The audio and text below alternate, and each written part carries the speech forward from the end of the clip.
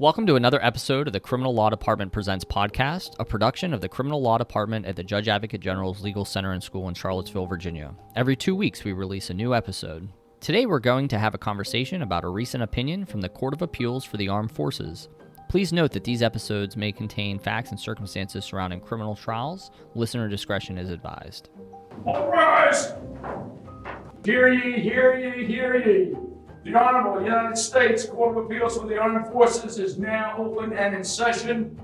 God save the United States of America and this honorable court.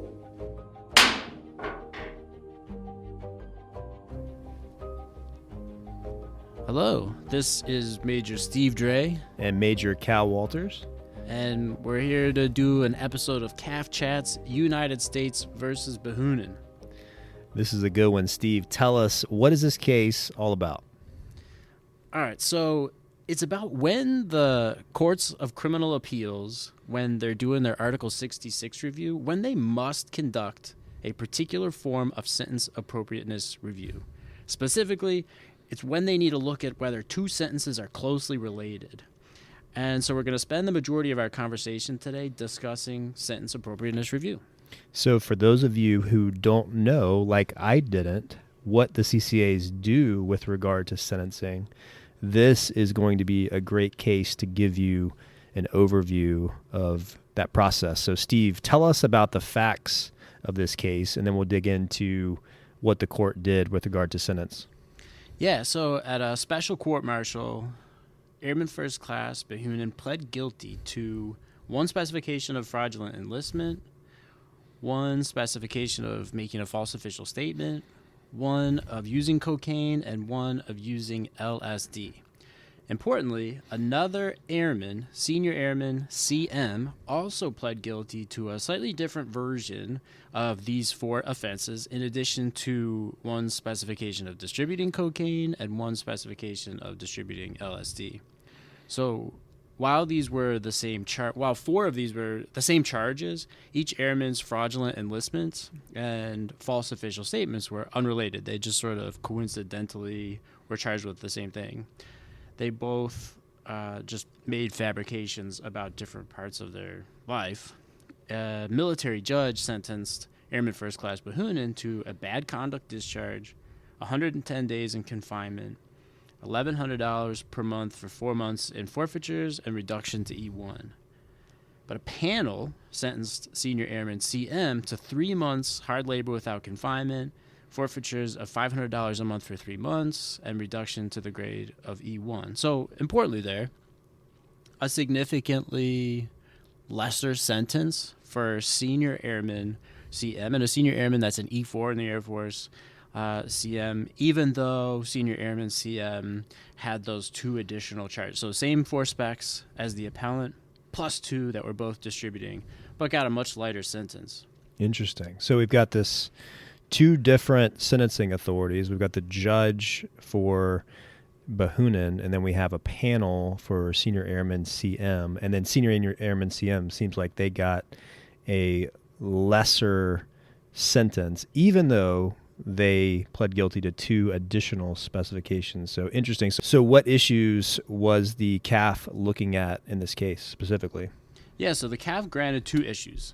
First, and this is what we're going to talk about, is whether the Air Force Court of Criminal Appeals misapplied a case, United States versus Lacey, that's a 1999 CAAF case, when it held that Senior Airman CM's and appellant's cases were not closely related cases whose sentence would have required comparison. Required is an important word here because they've got discretion. We'll talk about that. They've got discretion to conduct sentence reviews, but there are times when they must conduct a particular review that they were not required to here because certain factors in that Lacey case were not met. The second issue the CAAF granted was whether the CCAs may consider extra record results of other courts-martial in conducting their Article 66 review. So, in other words, was it appropriate for the Air Force Court to even consider the information contained in the entry of judgment from Senior Airman CM's court-martial? So that was what the appellant here, Airman First Class Behunin, attached that entry of judgment to her appeal, and the Air Force Court used that in conducting its analysis here And that was one of the issues on appeal, was whether attaching that and considering that entry of judgment was appropriate. And the CAAF didn't decide that issue. They just assumed that it was okay, but they could resolve this appeal without looking into it. So someday down the line, we may see whether it was even appropriate to consider that entry of judgment in an appeals. And that goes to like our definition of what is in a record, right? What is considered a record? What can be attached to it? What can be attached to it if it's not raised at the right time? And we'll have a good talk, I'm sure, in some episode down the line on what that looks like, but not today, because the CAAF just said we don't need to figure this out here.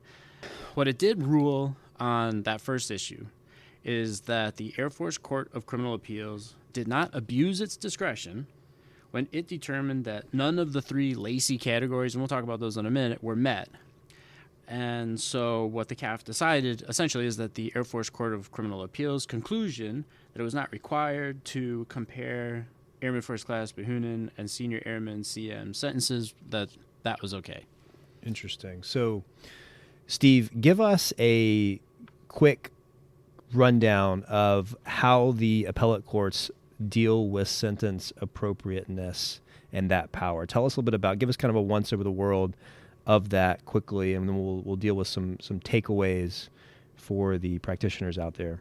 Yeah, so I'm just going to read a little bit of, this is the new language. So Article 66 was amended in 2021. So I'm reading the new language. For our purposes, it works here.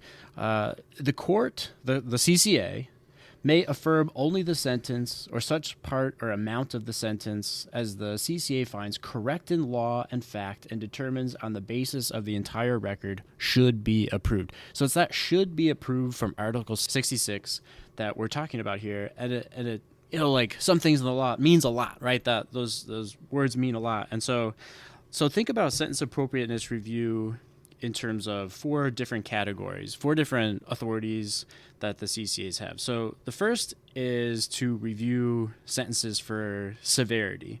So this is completely discretionary. The CCA can modify or reverse a sentence that is inappropriately severe based on the entire record.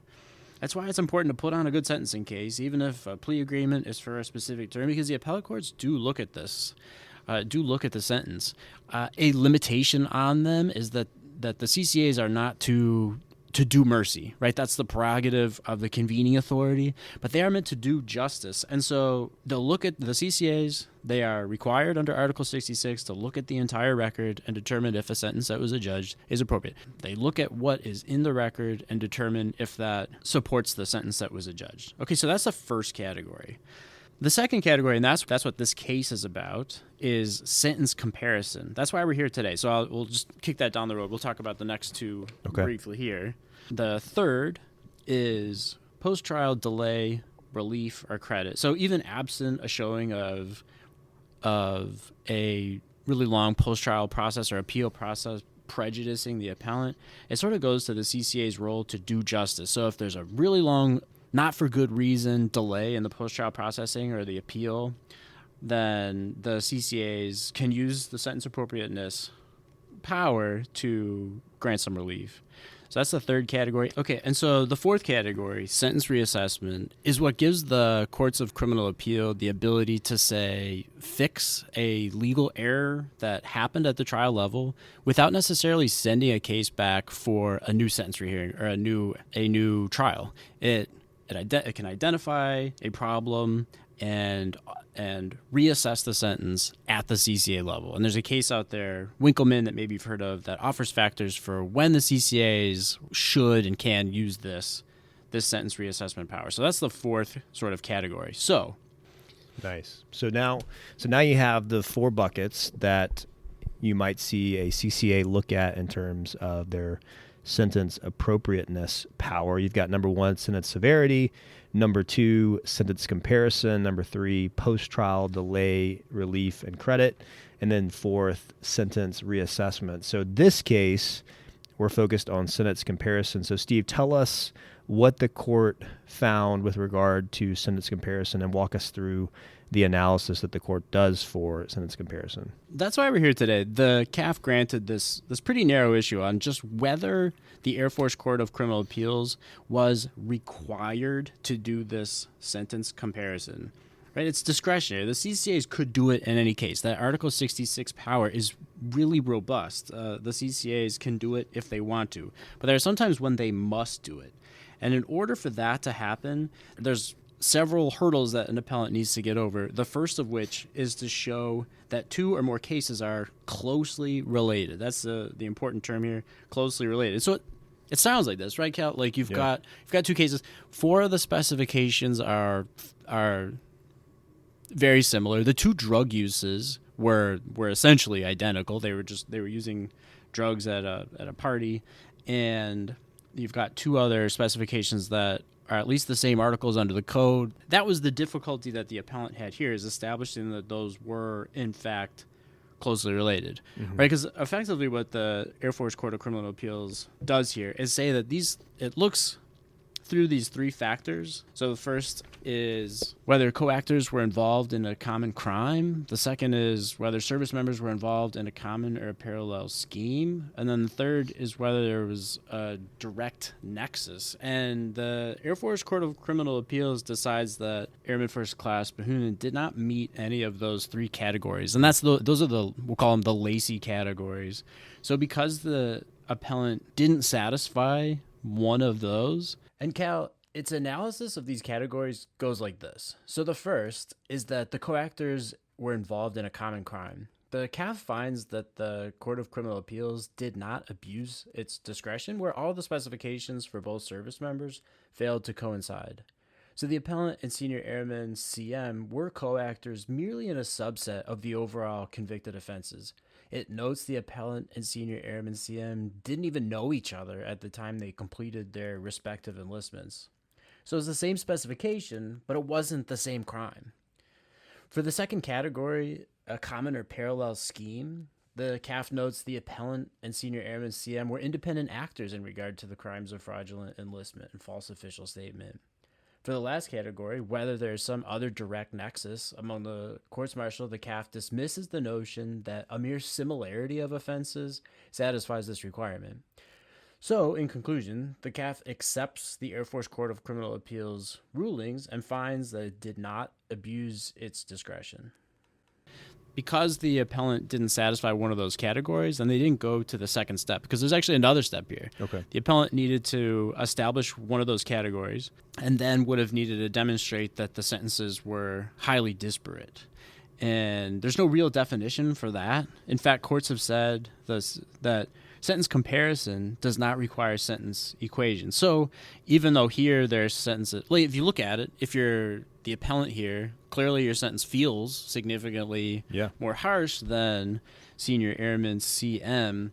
I'm not sure they would have gotten a highly disparate here because there's a lot of wiggle room there too. It doesn't require exact sentences.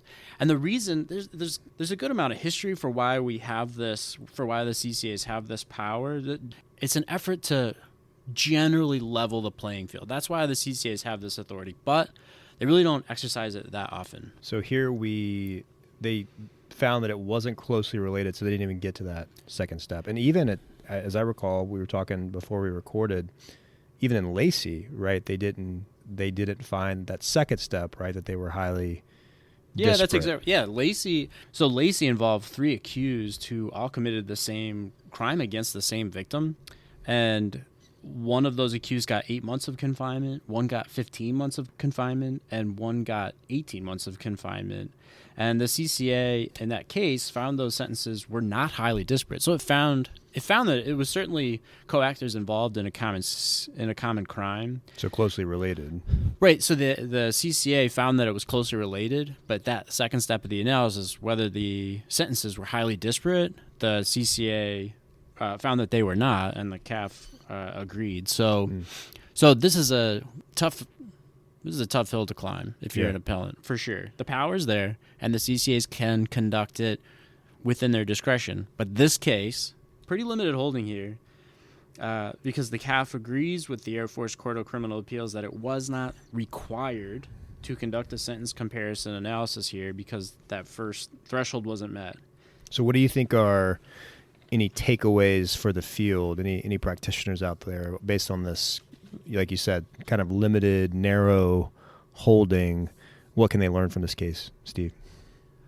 Yeah, so a few things. I think first just being aware that this sentence appropriateness power is out there, that this authority exists for the CCAs, that this language, this should be approved language is important and means quite a few things. And just understanding what part of what the the CCA level courts are required to do in each case that comes to them.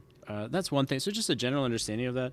I think another is being careful about using other court-martial sentences as a metric, right? If you're on the defense bar and you're seeing it could be a closely related case. It could be like a co-accused. Your client is not going to be entitled to the same sentence. It may seem unfair, and so perhaps just part of informing them of that reality.